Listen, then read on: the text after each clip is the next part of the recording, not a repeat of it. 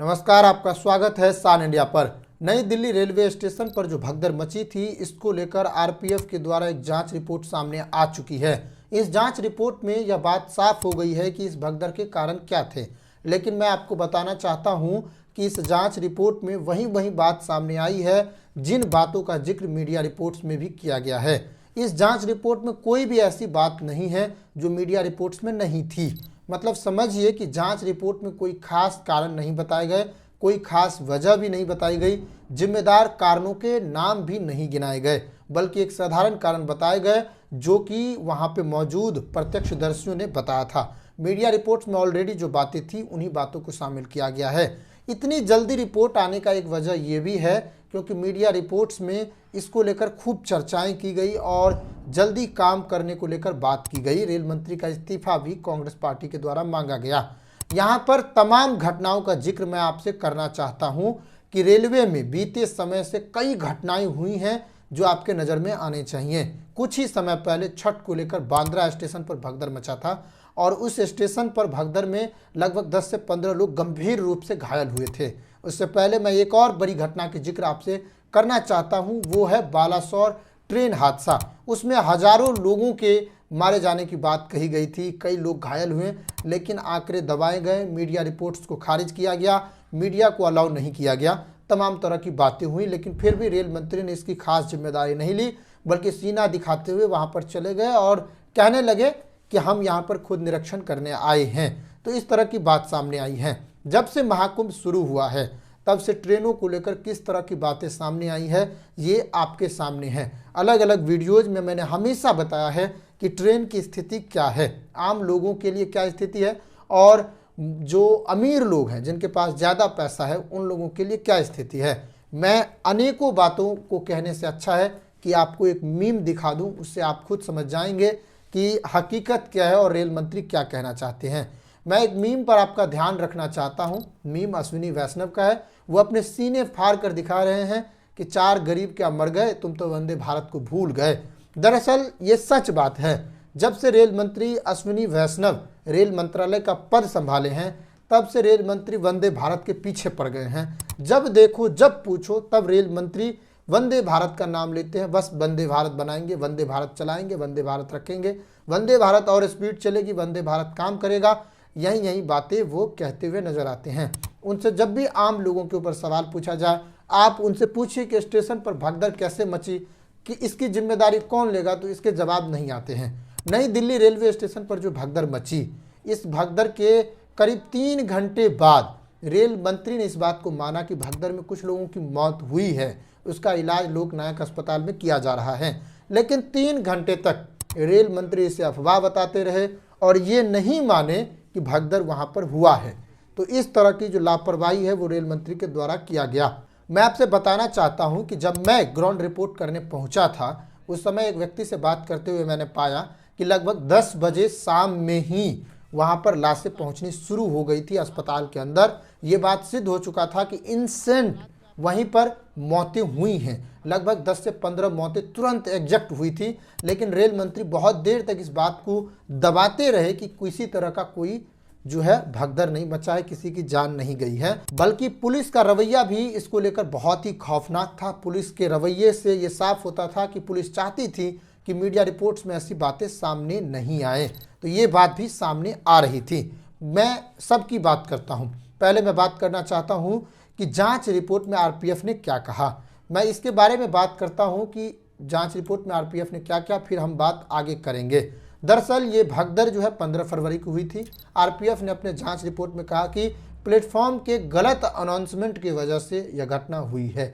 सारा का सारा जिम्मेदार प्लेटफॉर्म के अनाउंसमेंट को लेकर किया गया है, ऐसा बताया है।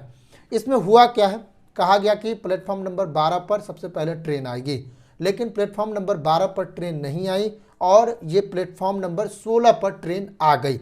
जब प्लेटफॉर्म नंबर 16 पर ट्रेन आई तो अचानक अनाउंसमेंट की गई और कहा गया कि प्रयागराज जाने वाली ट्रेन प्लेटफॉर्म नंबर 16 पर आएगी। यहाँ पर हुआ ये कि 12 नंबर पर हजारों की भीड़ लगी हुई थी। उसे चलने का जगह नहीं था, वहाँ पर पैर रखने की जगह नहीं थी और वो लोग अब प्लेटफॉर्म नंबर 16 की ओर जाने वाले थे। अब जिनको सीट चाहिए था वो तेजी से प्लेटफॉर्म नंबर 16 की ओर भागने लगे। उसी समय 14 और 15 पर अलग अलग ट्रेन खड़ी थी और वो भी ट्रेन, इसमें एक मगध एक्सप्रेस और एक जम्मू कश्मीर जाने वाली एक एक्सप्रेस ट्रेन जो है वहाँ पर थी। तो यहाँ पर तीनों ट्रेन के यात्री आपस में टकराए और फिर 16 नंबर पर जाने के लिए भगदड़ मच गई, होर मच गई और इसी क्रम में सीढ़ियों पर गिरकर भगदड़ मची और लापरवाही हुई, मौतें हुई। इसमें पुलिस की भीषण गलती थी, दूर दूर तक पुलिस प्रशासन नहीं थी और सबसे बड़ी गलती ये थी कि अनाउंसमेंट से पहले इस बात को नहीं सोचा गया कि 16 नंबर प्लेटफॉर्म पर कैसे जाएंगे लोग, जो कि 12 नंबर प्लेटफॉर्म पर हजारों की संख्या में मौजूद थे। तो ये सबसे बड़ी गलती जो है आरपीएफ के रिपोर्ट में बताया गया है। ये कोई बड़ी गलती नहीं है जो आरपीएफ ने बताया है, ये एक सामान्य गलती है क्योंकि ये मीडिया रिपोर्ट्स में भी थी। दरअसल इस बात को तो बहुत देर तक माना ही नहीं गया कि यहाँ पर जो है ट्रेन के गलत अनाउंसमेंट की वजह से भगदड़ मची थी। बहुत ही लंबे समय तक ये बात कही गई कि ट्रेन के अनाउंसमेंट में कोई गलती नहीं की गई है, लेकिन अब ये बात सामने आई है। आरपीएफ ने अपने जांच रिपोर्ट में कहा कि जनरल के टिकट जो है रेलवे के द्वारा प्रत्येक घंटे लगभग 1500 की संख्या में बेचे गए, जबकि इंडियन एक्सप्रेस में इसको लेकर कई और दावे किए गए हैं। इंडियन एक्सप्रेस ने अपने दावे में कहा कि लगभग 1 घंटे के अंदर 2600 ट्रेन टिकट बेचे गए जनरल डिब्बे के। ये बात इंडियन एक्सप्रेस ने दावा किया है, जबकि आरपीएफ ने इस बात का दावा किया कि मात्र 1500 टिकट जनरल टिकट बेचे गए हैं 1 घंटे के अंदर। 2 घंटे के अंदर 3000 टिकट आसपास बेचे गए हैं, जबकि इंडियन एक्सप्रेस ने इसको लेकर कई और दावे किए हैं। इंडियन एक्सप्रेस अपने रिपोर्ट में बताती है कि प्रतिदिन 7000 के आसपास जनरल टिकट बेचे जा रहे थे, लेकिन उस दिन लगभग 9600 यानी लगभग 10,000 के आसपास जो है जनरल टिकट बेचे गए। ये बात जो है इंडियन एक्सप्रेस ने कही है, आरपीएफ ने अलग दावे किए हैं। आरपीएफ की रिपोर्ट पर हमने बात किया है और हमने इस बात को देखा कि आरपीएफ ने उस बात का जिक्र नहीं किया जिस बात से और स्पष्ट हो पाता कि भगदड़ कैसे मची है, बल्कि आरपीएफ ने कई सारी चीज़ें छुपाने की कोशिश की है और इसमें उस बातों को सामने नहीं लाया जिससे रेलवे की गलती स्पष्ट हो पाए। जाहिर है यहाँ पर किसी की गलती छिपाने के लिए ये सब किया जा रहा है। इसको लेकर सुप्रीम कोर्ट में एक याचिका भी दायर की गई है। राष्ट्रीय आपदा प्रबंधन की ओर से 2014 में एक रिपोर्ट पब्लिश की गई थी, उसमें भीड़ को मैनेजमेंट करने के लिए एक बात कही गई थी। आज के समय में जो भगदड़ की स्थिति मचती है ये एक शर्मनाक बात है, क्योंकि आज हमारे पास सीसीटीवी कैमरा है, हम आसानी से वीडियो को देख सकते हैं, हम आसानी से निगरानी कर सकते हैं कि कहाँ पर भीड़ बढ़ रही है। हमारे पास आज आर्टिफिशियल इंटेलिजेंस है, हम भीड़ मैनेजमेंट को और आसानी से रिकवर कर सकते हैं।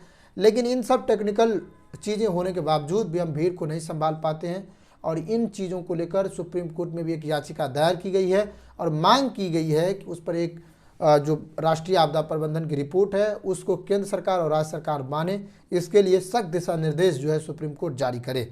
ये बात जो है कहा गया है। लेकिन इसको लेकर अब क्या बात रहती है और इस रिपोर्ट में क्या बात कही गई, हमने दोनों पर बात की है और अब इस बात का स्पष्टीकरण हो गया है कि रेलवे फाइनली इसका जिम्मेदारी अभी तक लेने के लिए तैयार नहीं है। वो इस बात को नहीं मानना चाहती है कि इसमें हमारी कोई खास गलती है, बल्कि कई लोग तो अब इसके पीछे पड़ गए हैं कि जनसंख्या बढ़ने के कारण ये हो रहा है। कई लोग इनके पीछे पड़ गए हैं कि हमारे देश में ओवर पॉपुलेशन हो गया है। तो ये सब जो है तमाम तरह की वाहियात बातें की जा रही हैं। जब घटनाएं हो जाएं तब ओवर पॉपुलेशन बता दो, जब नहीं हो तो बताओ कि हम बहुत बड़ा तीर मार दिए हैं। इस तरह की स्थिति सामने आ रही है। तो रेलवे पुलिस फोर्स के द्वारा जो रिपोर्ट दी गई है उसमें कोई खास बात का जिक्र नहीं है, बस इतना माना गया कि रेलवे की गलती इतनी है कि उसने गलत प्लेटफॉर्म का अनाउंसमेंट किया है। नमस्कार, जय हिंद।